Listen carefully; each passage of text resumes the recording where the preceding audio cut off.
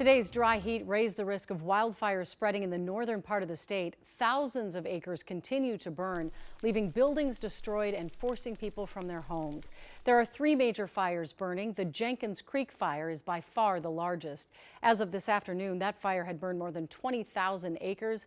It exploded overnight. Combined with the Camp House and Munger Shaw fires, more than 30,000 acres have been scorched to our north. We have two teams on the ground. Jennifer Hoff is in Canyon covering the Munger Shaw fire, and Ian Russell is in Hoyt Lakes monitoring developments in the Jenkins Creek and Camp House fires.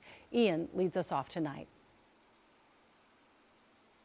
Hey, Julie, since we saw you about an hour ago, we moved to the other side of Hoyt Lakes, trying to get a little bit closer to that Jenkins Creek fire. But as we told you at 5 o'clock, the road up there has also been blocked as that wildfire continues to spread. It's really easy to tell here in Hoyt Lakes that that fire is not too far from here. It's kind of hard to tell on camera, but the smell of smoke is really apparent. If you look back behind me here, it's easier to see when you see some of that draw distance further back there. Those trees in the back almost look blue. That is, of course, some of that smoke that has been moving through here as those fires have continued to burn. Now, as I mentioned, it was difficult really to make our way up here earlier today because a lot of these road closures that we saw really make our way from Two Harbors to Brimson all the way up here to Hoyt Lakes. Now, on our way up here, though, we stopped and spoke to the Minnesota National Guard over in Two Harbors. They've got multiple Blackhawks and Chinooks up there helping and really up here with the fires to fight these fires and stop the spread of them by picking up water with their helicopters. And we also spoke with the group who's now running incident command for these fires. Here's what they had to say about helping out up here.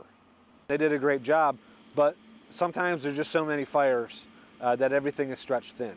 So that's really been the big challenge, but we're getting ahead of that now with the ability to manage these two fires together, which lets those IMTs free and have more outside area resources coming in, which then releases more of the local resources to be prepared for the next incident. Now, of course, that collaboration is such a huge, critical part of this, from the local agencies to the National Guard to these other groups that are coming in to help with this. And as you mentioned, these fires are thousands and thousands of acres here, so collaboration is a huge part of this as they continue working to put them out.